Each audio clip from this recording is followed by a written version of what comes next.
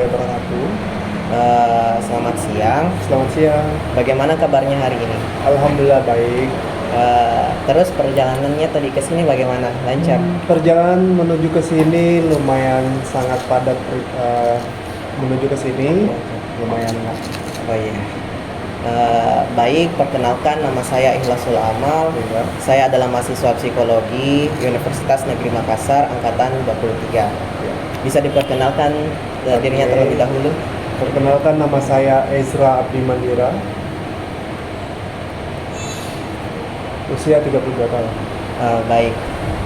Adapun tujuan dari wawancara ini adalah untuk mendapatkan gambaran tentang kemampuan pemasaran serta hard skill dan soft skill aplikan yang akan menjadi staf marketing, termasuk pemahaman tentang strategi pemasaran, kreativitas dalam promosi, serta kemampuan berkomunikasi dan beradaptasi dengan kebutuhan pasar.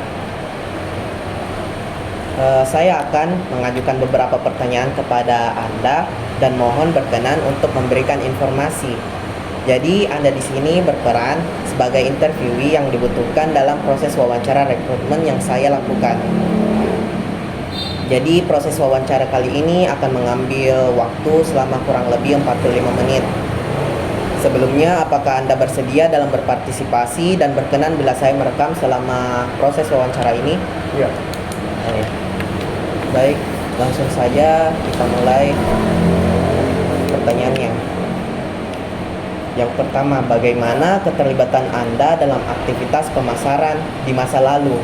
Terus, bagaimana pengalaman tersebut dapat mengaruhi cara Anda memahami strategi pemasaran? Memahami secara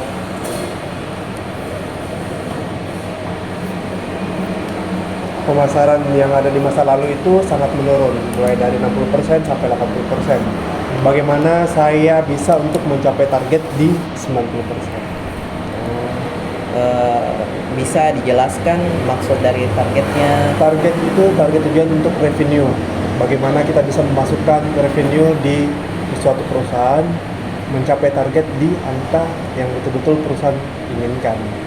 Misalnya kayak revenue, okupansi, tentang jumlah berapa yang bisa dimasukkan di perusahaan. Baik, selanjutnya bisakah Anda menceritakan situasi ketika Anda harus memikirkan strategi promosi yang kreatif? Untuk mempromosikan strategi kreatif itu bagaimana kita memasarkan suatu produk di suatu klien kita, untuk menjelaskan bagaimana sistem dan pembayaran untuk bisa kita capai dengan di strategi promosi. Misalnya kayak untuk memasarkan bidang jasa perhotelan, kita untuk mempromosikan suatu kamar dengan ruang meeting, dan ada pula juga untuk fasilitas yang ada di perusahaan kita. Baik, bagaimana Anda melakukan branding terhadap barang atau jasa yang dimiliki tadi itu? Kalau soal branding itu kita memiliki, memang ada, tapi branding ya. Kalau soal masalah branding itu kita punya. Terus yang mana? Ini ya. Iya, bagaimana dalam Melakukan branding terhadap barang jasa. Jadi barang dan jasa itu kayak misalnya begini, menjual suatu barang, bagaimana itu barang itu bisa laku. Jasanya jasa kita, melalui kita. Ya. Bisa dijelaskan bagaimana Anda melakukan brandingnya?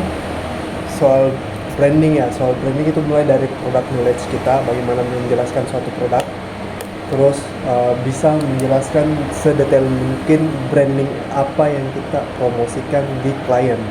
Terus jasa kita, apakah jasa kita itu betul-betul memang bisa diterima tidak di suatu klien, bahwa kita bisa mempromosikan barang branding itu, seperti itu. Baik. Selanjutnya, apa tugas dan tanggung jawab Anda dalam menerapkan strategi tersebut? Tugas dan tanggung jawab saya sebagai strategi tersebut itu kayak harus untuk mencapai target. Bagaimana kita mendapatkan strategi yang terbaik untuk kedepannya. Oke. Selanjutnya, langkah apa yang Anda ambil dalam menerapkan strategi tersebut? Kalau untuk langkah yang pertama yang diambil itu betul-betul memang langkah apa yang kita untuk menjelaskan suatu produk kita, karena langkah suatu kita melangkah akan mendapatkan suatu untuk tujuan apa yang kita capai. Eh, apa langkah-langkah Anda dalam memastikan inovasi tersebut itu efektif? Untuk langkah-langkah memastikan bahwa memastikan inovasi ya tersebut efektif itu betul-betul memang kita untuk mempromosikan suatu bidang jasa dan pariwisata itu betul-betul untuk efektif. Kayak misalnya begini, kita mempromosikan itu memang harus betul-betul budak knowledge kita itu aktif gitu. Selanjutnya itu bagaimana Anda memastikan branding yang Anda lakukan itu selaras dengan peran pemasaran sekarang, pesan pemasaran sekarang.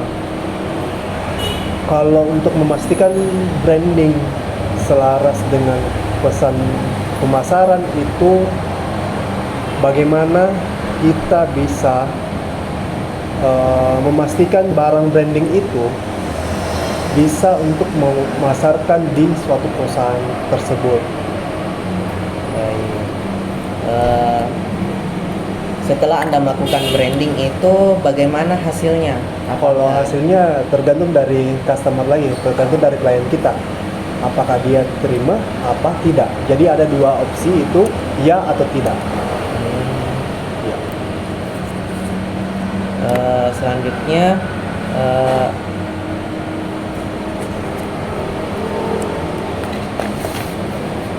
Selanjutnya dalam pekerjaan Anda atau pengalaman Anda, bagaimana Anda biasanya menemukan atau mengumpulkan informasi terkait pasar? Apa yang mendorong Anda untuk mencari informasi tersebut? Jadi pertama itu untuk informasi pasar itu mencari informasi dari melalui sosial media atau langsung face to face atau langsung ke tujuan yang kita memasarkan suatu produk kita. Selanjutnya, setelah Anda menemukan hasil riset atau informasi, apakah ada situasi di mana hasil yang ditemukan itu bertentangan dengan ekspektasi awal? Jadi hasil yang berekspektasi yang awal itu tergantung dari customer lagi, menemukan hasil risetnya betul-betul memang apakah informasi yang kita sudah berikan itu jelas atau tidak, apakah itu sudah mengenai tentang produk kita yang menjual sudah jelas atau tidak, bahwa klien betul-betul memang sedetail itu untuk bisa mengenal produk yang kita jual. Baik.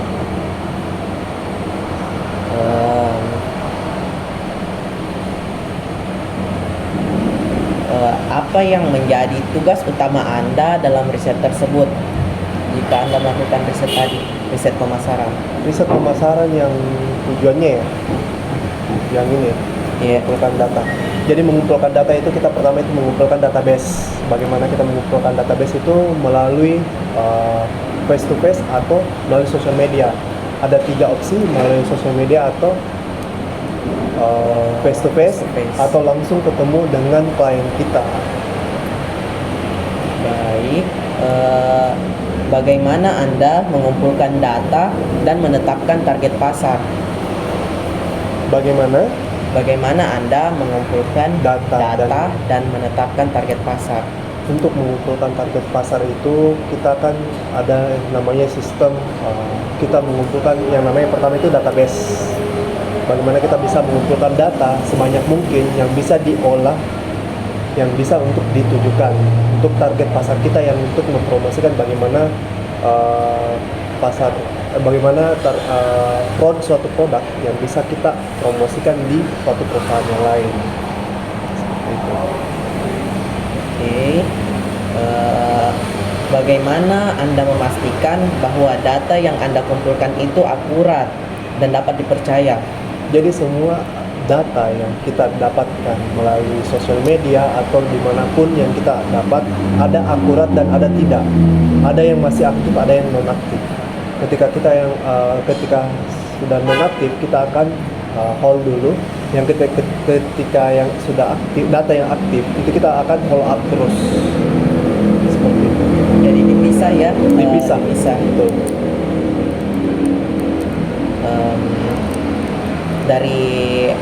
Dari data yang Anda kumpulkan itu bagaimana hasilnya dari data melakukan riset pasar?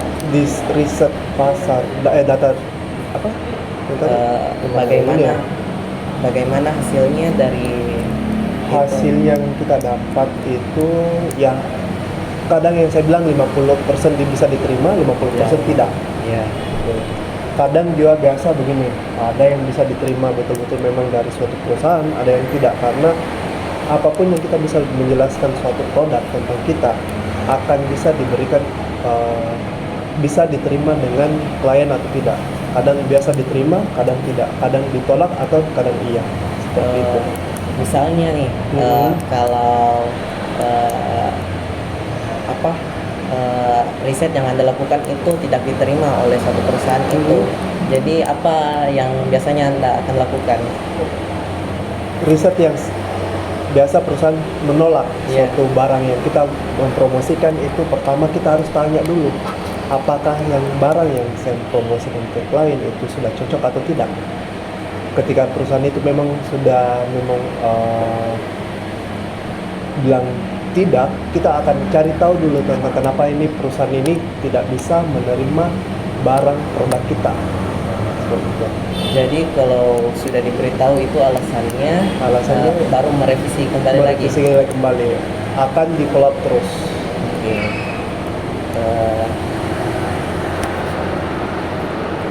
Selanjutnya, bagaimana pengalaman Anda dalam berinteraksi dengan klien dalam konteks pemasaran? Konteks pemasaran itu kayak ketemu dengan klien ya. Kita di dalam satu perusahaan pasti beda-beda yang kita ketemu. Mulai dari ketemu klien yang betul-betul memang terima kita atau tidak. Ketika kita menjelaskan suatu produk kita, tidak selamanya klien itu bisa pahami apa yang kita promosikan produk kita. Jadi salah satu tantangannya itu kliennya yang tidak memahami begitu. Tantangannya yang tidak memahami ya, memang betul-betul memang kita harus menjelaskan produk kita sedetail mungkin. Selanjutnya, apakah Anda pernah menghadapi klien yang tidak puas? Bagaimana cara Anda menangani klien tersebut? Untuk menangani klien yang tidak puas itu mungkin saya akan bisa memberikan yang betul-betul pelayanan yang terbaik buat klien saya, karena pelayanan jasa yang seperti yang saya bekerja sekarang itu memang betul-betul kita harus memberikan pelayanan yang terbaik buat klien dan tidak bisa untuk mengecewakan.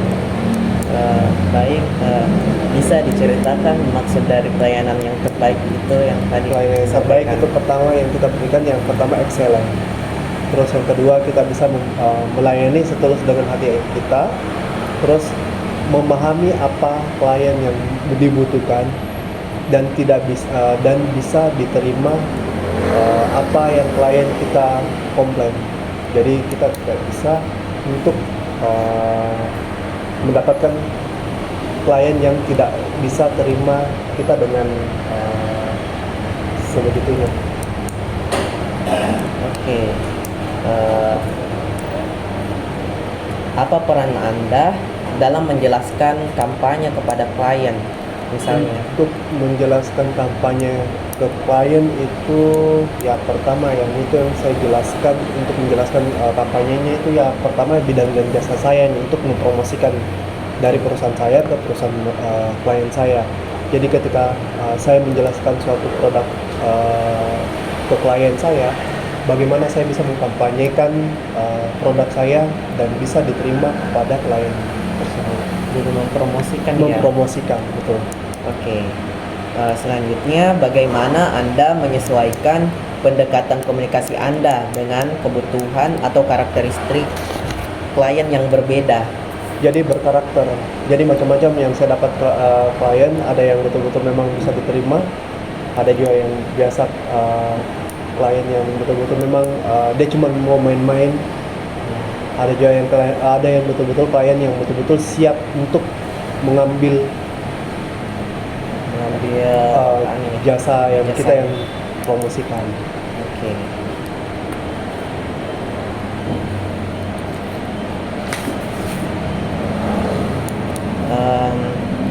Langkah apa yang Anda ambil untuk memastikan pesan Anda itu efektif dalam kampanye tadi? Langkah yang pertama yang bisa diambil untuk memastikan pesan saya yang efektif itu, pertama bagaimana kita bisa berbicara dengan yang jelas, berbicara dengan efektif, dan bisa untuk mempromosikan langkah yang apa yang kita pastikan bahwa produk ini betul-betul layak untuk klien. Setelah Anda melakukan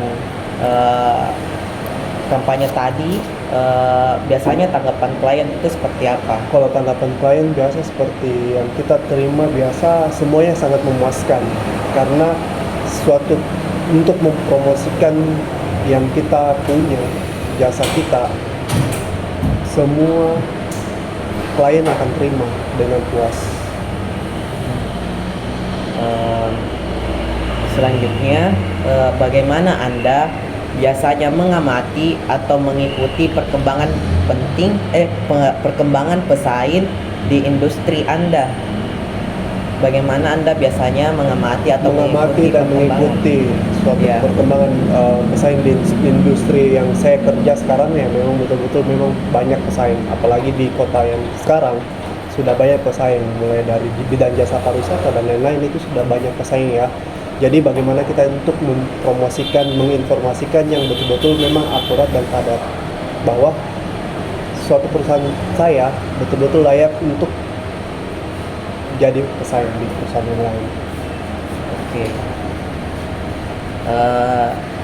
Setelah Anda melakukan pengamatan, apa yang menjadi fokus utama Anda dalam memantau persaingan pasar? Jadi menjadi fokus yang utama itu bagaimana kita bisa fokus di satu tujuan dulu. Jadi kita harus fokus di satu tujuan dulu, terus pindah ke tujuan yang lain. Betul. Bisa diceritakan itu salah satu tujuannya klien terhadap tujuan yang kliennya pasti berbeda-beda yang kita ketemui, karena klien itu memang betul-betul memang butuh orang yang bisa menjelaskan suatu produknya yang jelas dan padat. Oke. Selanjutnya, apa alat atau teknik yang Anda gunakan dalam menganalisis persaingan pasar? Kalau alat dan teknik itu kita mempunyai yang namanya flyer. Jadi kita mempunyai seperti ini memang alat tempur saya untuk bagaimana bisa mempromosikan suatu perusahaan saya ke perusahaan yang lain. Jadi menggunakan flyer ya? Menggunakan flyer. Bagaimana pengaruh analisis Anda terhadap strategi perusahaan? Jadi kalau untuk pengaruh analisis yang strategi di suatu perusahaan itu ya pasti beda-beda semua, karena tidak semua bisa menganalisis strategis yang ada yang pada saat yang kita berjalan dan tidak. Jadi bagaimana kita bisa untuk mencapai strategi yang perusahaan punya untuk menganalisis tentang perusahaan saya tersebut. Selanjutnya, bagaimana pengalaman Anda dalam bekerja bersama tim? Apa yang biasanya menjadi peran Anda dalam kerjasama tim? Jadi tim, kepanjangannya adalah pertama itu together, everyone, achieve and more. Bagaimana kita bisa menimbulkan 4 kata ini menjadi tim kerjasama, teamwork. Jadi untuk membentuk tim itu memang butuh waktu yang lama. Jadi bagaimana kita bisa untuk bisa membentuk tim itu memang kita mempunyai kinerja dan efektif seperti itu. Baik. Bisa diceritakan pengalamannya ketika Anda harus bekerja dengan tim yang memiliki pandangan atau pendekatan yang berbeda dari Anda? Pandangan dan pendekatan yang berbeda dari saya. Iya. Perbedaan dan pendekatan itu yang pasti kayak pendekatan orang yang betul-betul mau yang serius. Terus kalau yang pandangan, sudut pandang orang yang bagaimana kita bisa menjadi pandang yang baik, memandang yang baik itu kayak pandangan yang terbaik untuk customer seperti itu. Oke. Selanjutnya, apa peran spesifik Anda dalam kolaborasi atau kerja tim tersebut? Misalnya, ya, Perannya seperti bagaimana? yang pernah Anda lakukan. Peran Spesifikasi, ya, spesifik. Kayak peran yang saya pernah bekerja selama ini kan peran memang kita adalah sebagai bidang jasa dan pariwisata, dan bagaimana kita itu bisa mengkolaborasi dengan peran-peran yang orang yang tidak mempunyai dengan peran yang sama. Oke. Langkah-langkah apa yang Anda ambil untuk memastikan kolaborasi yang Anda lakukan itu efektif? Langkah-langkah yang mengambil untuk memastikan kolaborasi itu efektif itu kayak misalnya mengkolaborasi itu efektif itu bagaimana kita memastikan bahwa langkah-langkah itu yang betul-betul memang benar, langkah-langkah itu memang untuk bisa dipandang menjadi positif kepada orang lain. Oke. Selanjutnya, bagaimana Anda menangani konflik dalam tim? Misalnya nih, ada konflik dalam tim untuk memastikan kolaborasi tetap berjalan dengan baik. Kalau untuk menangani konflik dalam tim itu kita harus memang betul-betul bekerja yang bersungguh-sungguh bahwa tidak ada konflik di antara kita. Jadi semuanya terbuka, tidak ada yang tertutup maupun pribadi ataupun pekerjaan. Jadi semua untuk membentuk tim itu harus bisa kita koordinasikan kepada diri kita masing-masing, kepada tim kita, bahwa bagaimana kinerja kita ke depannya. Oke. Bagaimana hasil dari kerjasama tim tersebut? Jadi bagaimana hasil dari kerjasama tim tersebut itu menjadi kerjasama yang baik, efektif, terus bisa achieve di dalam tim. Jadi memang betul-betul untuk membentuk suatu tim itu kita mempunyai target tersebut.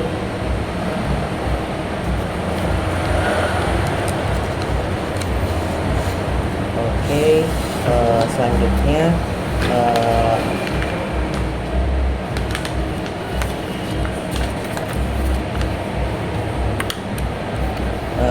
baik, sesi wawancara yang baik, sesi wawancara kali ini telah berakhir.